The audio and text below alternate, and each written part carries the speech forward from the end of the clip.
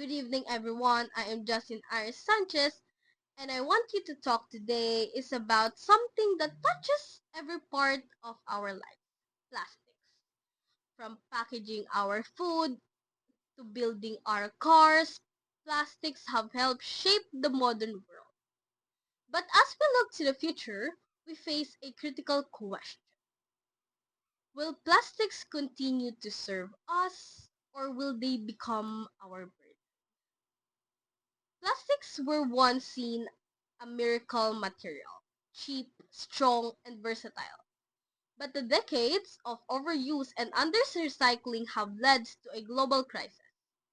Every year, over 300 million tons of plastics are produced, and nearly half of that become waste. Our oceans are choking on plastic debris. Microplastics are now in our soil, our water, and even our bodies. So what is our future with plastics? It starts with innovation.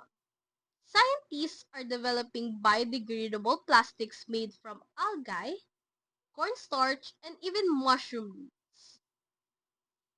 These materials promise the strength of traditional plastics without the century-long decay. But innovation alone isn't enough. We need policy and responsibility. Governments must regulate single-use plastic and invest in its recycling infrastructure. Business must redesign packaging and supply chains. And we, as a consumers, must make smarter choices, bringing reusable bags, refusing unnecessary packaging, and supporting sustainable brands. Our future with plastic doesn't have to be bleak. In fact, it can be one of transformation.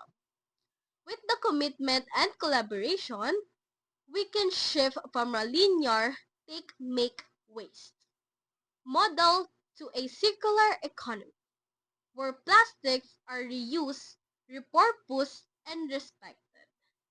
Let us remember, plastics themselves are not the enemy. It's how we use and misuse them. The future in our hands, and we have the power to mold it, just like plastics itself. Thank you po.